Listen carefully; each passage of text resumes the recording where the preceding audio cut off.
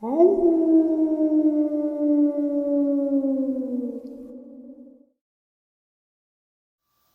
greetings and salutations, everyone. I hope everyone is still doing well, and welcome to Saturday's bonus upload. It gets us that much closer to midnight, 12 a.m. Eastern Standard Time, Saturday Nightmares live from New York, our live stream. I can't wait to see you all there. Before we get into this bonus, though, a couple links. As many of you know, I rely on Patreon, PayPal, channel membership, and the merch to help the channel to continue to grow and go. Links to Patreon, PayPal, and channel membership is in the description below. Merch displayed directly under the video. Also, Dogman Frightening Encounters, Volume 1 through 3, the audiobook versions.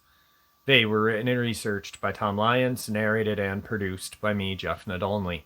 Those audiobooks are available on Audible, Amazon, and iTunes, links to which are also in the description as well.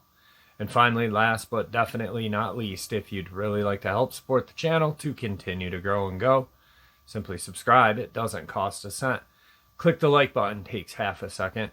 If you don't want to miss out on any of the informative uploads I put out daily, click that bell icon, and folks, please leave a comment. Why? Well, because all these things really do help the channel to continue to grow and go. And yes, folks, they definitely do matter. Now, everyone, I have taken far too much of your time. Let's jump in to today's bonus, shall we? Today's first encounter is a subscriber submission. Good day. My encounter is not all that spectacular, but your channel has inspired me to share it. I've never told anybody about this, but it is definitely true, so here goes. This happened in the spring of 2017 in DeSoto, Texas, which is in Dallas County. I had traveled to Dallas for a 3-day continuing education conference for work and was returning home to where I live, over 150 miles west of Dallas, almost straight as the crow flies off of I-20. I was exhausted mentally and physically because there was so much negativity going on in my life at the time. My husband was deployed overseas to Afghanistan, so I was worried about him. My son was in and out of the hospital for drug addiction and serious mental health issues due to his drug use. I worried for both of them constantly. I myself was having serious health problems, but had so much to deal with since I was the only one around and had no time to handle anything extra. As I drove along I-35 thinking of everything that was tearing me apart, and also trying to make myself remember not to forget to pick up the dog at the Borders on my way home, I missed my exit onto I-20 and ended up in DeSoto. At some point, I realized that things didn't look familiar and that I needed to exit off and turn around. I found a place to exit off, and it took me to a side road that was sort of secluded, but still had a sparse population of homes alongside. In my confusion, I passed the bridge that I needed to cross to be able to turn around. That's just what I needed, was to be lost and get lost again. Ugh! I looked for a good place to turn around and saw a driveway up ahead. I pulled in and my light shone directly onto 3 metal trash cans with lids sitting in a rack type of receptacle a little off the ground. My eyes were still trying to adjust to the recent day-to-night light conditions, so I wasn't sure that what I saw was what I saw, so I looked again. For sure, I saw a dog standing bipedally. It was solid black, at least 6.5, 7 feet tall, and had human arms, shoulders, chests, and abs. Its ears were pointed high off its head and had a longer, slimmer muzzle, as most people say. It had the German Shepherd look. Its face had a little gray hair on the muzzle all the way around. Its mouth was closed. I couldn't see its lower half because it was behind the trash cans. I think it was as shocked to see me as I was it. I backed up, turned around, and got back on the right route home. I was so stressed with life at that point that it didn't bother me as profoundly as I thought it would, and soon forgot about it, because I had so many more problems than just accidentally seeing a dogman. I just shrugged it off and kept going, almost feeling like I was losing my mind. In fact, things got worse for a bit after seeing it. Shortly after, I was in a car accident, and a few months later, my son passed away from a drug overdose. I almost feel as if seeing the Dogman was an omen of sorts. Had I been in my right mind at the time of seeing it, I'd have driven away and pulled over at a gas station to pray and ask God for a hedge of protection against the evil I had just witnessed. My apologies if this was boring or frivolous in any way. I just thought you might want to know about it. Take care and be blessed. If this makes it to an episode on your channel, you may refer to me as Mrs. Long. Mrs. Long, thank you for sharing your encounter with us. And as a parent, my heart goes out to you and your family. I'm sorry for your loss. As many Americans know, addiction is a powerful, powerful enemy of families and good people. Wow, God bless you, and thank you for sharing your encounter with us, and I hope that you and your husband and the rest of your family are doing well. And if you'd ever like to come on the show and share your encounter with us, that'd be great. Thank you. Today's second encounter. Just down the road from where a few years ago I had previously lived in Southeast Australia is the opening into about 100 acres of woodland and bush that I frequently went into when I was younger and did the usual things, ride around and camp, etc. I was out driving at around 11:30 with my girlfriend, and as we were in the area, decided to show her the woodlands while we were in the area, as she loves everything to do with nature, and it was summer, so it was a pretty warm night. I left my car with the light shining into the trees as we weren't going too far in, and it was pitch black inside. The two of us just sat chatting, having a cigarette, and generally relaxing. She was sitting on sort of a map of the area that had been put in on some plastic, and I was keeping an eye on the trees, as I had a feeling of something was just wrong. I've heard people say that they felt they were in danger, although nothing around them was off, and it was that same feeling. Every sense was almost reaching out, and my adrenaline was up, but there wasn't really anything in my eye line that seemed any different. After lighting another cigarette to calm my nerves, I scanned the tree line again and realized that it looked different to before. It was only after staring into the dark that I saw that there was moonlight now lighting up the grass where it couldn't before, as there was a black shape blocking it. Before, I thought it was a tree. I got goosebumps just typing this, but the only way to describe this was that all sound had ceased and everything went dead silent, and a few seconds later, this disgusting feeling of dread fell over me, and I saw motion in the dark of the path as this thing crawled towards us on all fours.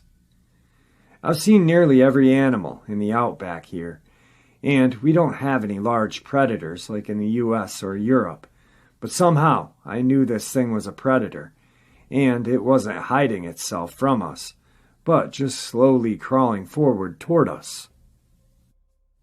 I don't know if my girlfriend saw it or not, as I couldn't look away, but just as it reached the line my car lights were able to illuminate, it reared up onto two legs and just sat staring at us.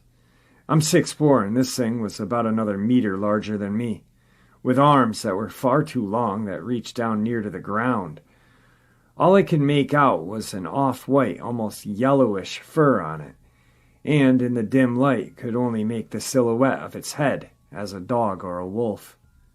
I wasn't able to move as it stared at me, but it was at this point my girlfriend gasped, which seemed to break whatever was stopping me from thinking logically.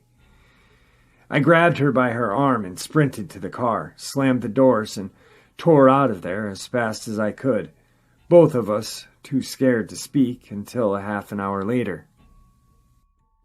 We both discussed it many times, and the feeling that we had was what I imagine a rabbit sees when it catches a wolf or a fox looking at it. That is something that would be able to end us with absolute ease if it chose to. Neither of us have been able to come up with an explanation for what it was, but it was definitely changed our life, the way I view the woods and the bush, and when I go camping or hiking now. I think back and wonder what it was and if I'll ever see it again. Today's third encounter. When I was younger, my family went camping a lot. We used to go into the Uinta Mountains in Utah most of the time. There was a lake where we were camping next to, so of course my family was fishing. My mom and dad, my uncle, and I were on the shore trying to catch fish. Across the shore on the other side of this small lake, my dad had noticed a huge black-haired figure just standing still and looking right at us. It had to be at least 8 feet tall, maybe even taller since it was so far away. My dad tried yelling at it, since he had thought it was a prank of some sort. I don't remember what my dad said, but I remember the sound the creature made back. It wasn't anything we understood, just a kind of unintelligible screech. It did, however, sound like it knew what my dad was saying, like it was saying something to us, only in its language. We were all looking at it at this point. My grandparents and my brother had joined us.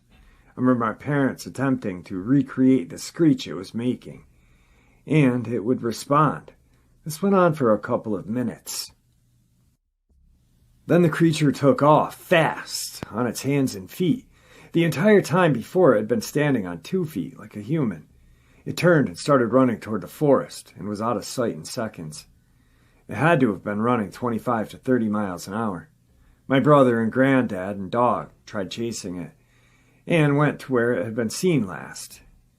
They did find a huge lump of black hair that was stuck in a barbed wire fence, although I'm not certain it was really from the creature. Why we didn't leave still puzzles me. We spent the night in our tents. It was very windy, and I don't think anyone actually slept. I was worried that this creature might come around our campsite. I'm not sure the rest of my family was concerned. Today's fourth encounter. Years ago, I can remember stories up in Tejas, New Mexico about cryptids called werewolves and dogmen. I can't say for sure what werewolves are, but I know they're not cryptids because they seem darker in nature, half animal, half human. Are humans cryptid? Obviously not. The Tejas Mountain in many ways became my enchanted forest, the mystery of not only my soul but also that which I couldn't see but feel. My first vision quest happened up in the back mountains of Tejas when I was 23. The 3-day vision quest started with prayer and a peaceful repose that lingered within my heart throughout the days and nights of meditation. The ending, though, was far from serene, more like the scene out of a scary movie. The difference is the really happened, and it happened to me. I've always felt that trees can hide people from danger, if only they are asked to do so. The trees seemed to shelter me, and I felt I was hidden away in my private world of meditation. With the trees as my ally, I had a false sense of protection. They, after all, can only do so much from their high vantage points, but I was to find out that they have other ways of at least warning people of possible danger. Lying down in my tent, I noticed that I had goosebumps on my arms. And then I sat up and felt the hair on the back of my neck stand up. The dead silence of panic was deafening, along with the startling angst in my chest. The dead silence alerted my warning bells, and they started to chime. The beautiful night's tranquility had been shattered within a blink of an eye. A voice, element in nature, yelled, "Run!" It seemed the trees started to creak and moan loudly, waving at me, seemingly throwing branches at my tent. I scrambled out of my tent and started running without a second thought. The moon was full and high within the darkened night sky, yet her luminous glow was my beacon, leading me in the direction of my family's campground. With the speed of a scared rabbit, I jumped over sagebrush and knew that even one glance back would be my downfall. I could hear breathing from far behind me, with a slight growl escaping its jaws beside sagebrush and rocks being scattered and trampled. I was running as fast as my feet allowed me, and in some strange way, I knew that if I didn't pick up the pace, I was a goner. Somehow I just went for it, an all-out run, yet this thing was getting closer and closer. I could feel its gaze penetrating my back, that of an angry predator. To put it bluntly, I felt like a deer or an antelope escaping for my life. Somehow my superpowers took over and I sprinted home with the speed that I didn't know I was capable of. I ran into the bus and slammed the door behind me. I could tell that it had stopped chasing me a couple yards away. The horses started to get panicky and the dogs were growling. Let's just say I woke up the whole camp, humans and animals alike. That night I realized that I was just out of harm's way of seemingly an arm's length. That night I was lucky the werewolf backed off. I live in rural Haralson County in northwest Georgia. One night I was taking my dogs out. I was standing on the edge of the patio while my senior dog was pulling back to go inside. I was trying to coax him onto the grass. But my puppy suddenly lunged forward and was really freaked out. When I looked up, I saw it, or at least 99% certain that what I saw was it. It was standing by one of the big trees at the edge of the woods, sort of half hidden behind it. It really didn't remind me of a Bigfoot all that much, at least from what I imagine it to look like, sort of half gorilla, half person. I tried looking further into it and stumbled upon the Alabama white thing, since I live a few miles from the Alabama border. It stood about 6 feet tall when I compared it to the branches on the trees. I tend to do a lot of work out by those trees it was standing at. It seemed to have light-colored fur or hair. It was bipedal, but the legs were more like an animal's anatomically. It had fairly long arms in comparison to its body. I didn't really see its face, but if I had to guess, I wouldn't say it was very flat, nor very snouty. I didn't see a tail, but it wasn't all in clear view. This is a description that I only had for a few seconds of lying my eyes on it as I tried hurrying my dogs back inside. Needless to say, I didn't mind one bit that they had accidents that night, and started taking the dogs out in the front yard. I would cross the road with them, but there's more woods out there. But speaking of woods across the road, a week or so after I started going out in the front, it seemed to have caught on to that. Now I either heard it coming from those woods, at least there's more distance between us, or from the woods back, but further to the left from where I saw it. A week or two ago, I had a friend over for a night because their car broke down near me, and it was Sunday, so it couldn't be towed until the next day. At around 1 a.m, they wanted to go get some snacks, and my dogs were being annoying because they didn't get to play that day. So we decided to make a 20-minute walk to the small gas station. But we kept hearing rustling in the woods like something was following us. And as usual with this thing, the dogs didn't seem to know whether to lunge at it or run. But when we encountered animals, it's all excitement, and wanted to go check it out. Nothing like fight or flight battle they were having. We had somebody come pick us up at the gas station and drop us off back at home. I recently just overheard a conversation about the neighbor's dog that had passed. I've seen a couple of her times because she used to break off from her tie-out. She was a nice dog, a husky Malamute mix, I believe. Why anyone would have one of those in Georgia is beyond me, but that's beside the point. Apparently, they let her out at night, and she didn't come back. The following morning, they went to look for her, and they found her with her neck broken, but nothing else. I'm not sure how true that is, but it does frighten me for my own dogs. And somebody, about 10-minute walk out, used to have horses on their property, but apparently had to move them because they began breaking out. So that's where we are now. My dogs are staying leashed 24/7 now. I always have a flashlight handy, and I'm looking into self-defense options. Today's sixth encounter. Back in 2004, my husband and I were given 3 of our grandchildren to raise. They were boys, aged 1.5, 3, and 4.5. The boys were followed a few months later by their sister, a newborn, who was also given to us to raise. After having raised our own children, my husband and I found ourselves as new parents. We lived in a small town in New England, so small that you could step out of the house and see the police station, fire department, post office just beyond the house. When I was young, we had stop signs downtown where the stoplights are now.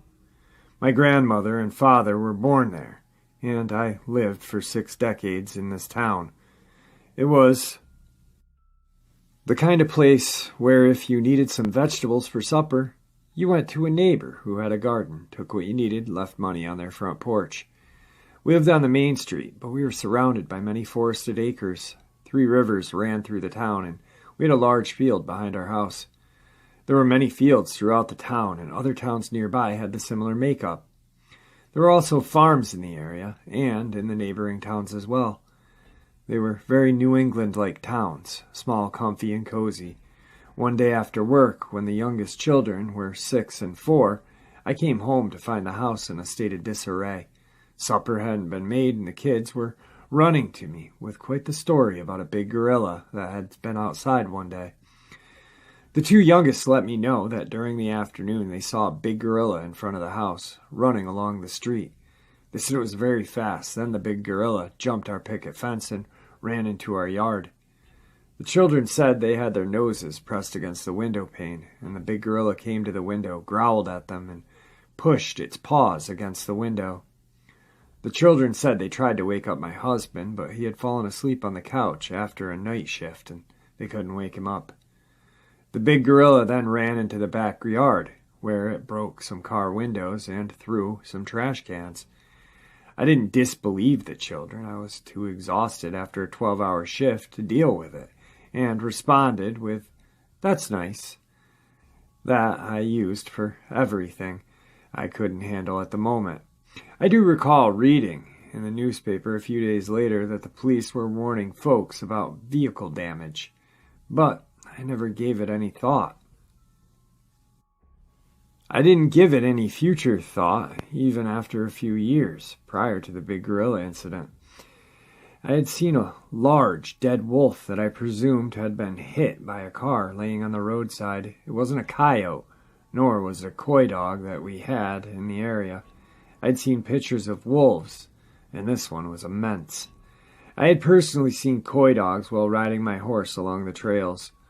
The wolf body was gone the next day, and no mention by authorities of any wolf sightings in the newspaper.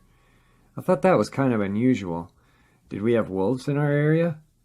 Wasn't it newsworthy? Did anyone else see the wolf? Obviously, someone had to, because its body was gone the following day. I also didn't give the big gorilla story much further thought, even though years before the children came, both my husband and I had witnessed a large dog-type footprints in our backyard.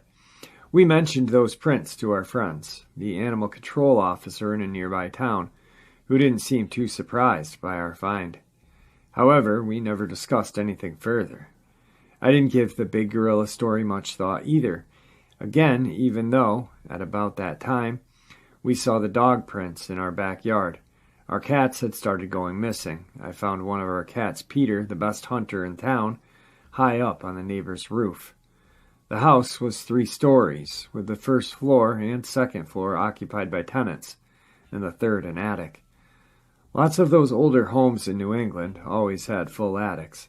I called Peter, managed to enter the building, and climbed to the second floor with clothes basket. I climbed onto the porch railing, put the basket above my head, and up to the house gutter, and Peter obligingly dropped in. Thankfully, we managed to save our wonderful cat. Even one of our friends asked why Peter was up on the roof. Peter wasn't scared of anything, but I was still not connecting the dots. Back to the big gorilla story. When the children got a little older, we moved to North Carolina. It was in North Carolina when the children were nearing teen years that I found Dogman encounters. I listened intently to the narratives. Recently, while driving down the street, I connected the dots. The idea of it jolted me. Wait a minute, I thought. Did they say big gorilla and something very fast? When the children told me their story, did the children have an encounter with something all those years back? I immediately spoke to our 12-year-old and our 14-year-old separately. Do you remember the time you told me the story about the big gorilla? The 12-year-old energetically told me every single thing she remembered. The animal was very large and very fast. It had black hair and a long, bushy tail. It growled. It had paws with fingers. It had stood up and pushed on the window with those paws. It ran very fast, and it had jumped over the fence. It had run into the backyard and made a lot of noise, breaking things.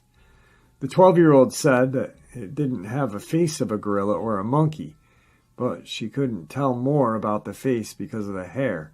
The 14-year-old shivered when I asked if he remembered. He said he'd never forget that thing coming into the yard. He remembers it clear as if it was yesterday. He also remembers the swiftness of the creature, the black hair on it, and how it had jumped the fence and was running amok from the front to the back. He said he doesn't know what it was and still doesn't, but he hopes he never sees anything like it again. The children now know about Dogman, Bigfoot, and other cryptids. They didn't when they saw the big gorilla. Neither did I.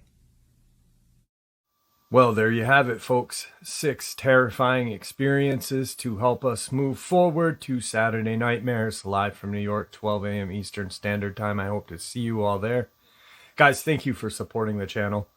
It is your support, after all, that keeps the channel growing and going, and honestly, what gives people a chance and a place to share their experiences and theories judgment-free. Please, everyone, stay safe, happy, healthy, and ever vigilant. Keeping an eye on our children, our pets, our family, and friends. These creatures are real. They are out there and dangerous. Share this information with the people you love and care about, and it may just help save their lives someday. Until next time, never stop asking questions, never stop searching for answers, and God bless.